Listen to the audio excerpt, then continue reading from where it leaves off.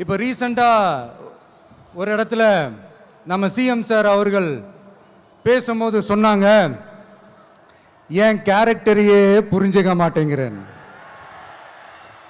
இது cinema dialogue இல்லையா? நான் ஏதாவது பேசினா சினிமா டயலாகா? சார் பேசினா அது சினிமா டயலாக் இல்லையா? சிலப்பதிகாரத்திலிருந்து எடுத்ததா அந்த லைனு, என் கேரக்டரையே புரிஞ்சிக்க மாட்டேன்றது. உங்களை எப்படி தான் சார் புரிஞ்சுக்கிறது? எந்தெந்த விஷயத்துலலாம் சார் உங்கள் கேரக்டரை நாங்கள் புரிஞ்சுக்கிறது? அதையும் நீங்களே சொல்லிட்டீங்கன்னா கொஞ்சம் நல்லா இருக்கும் சார்.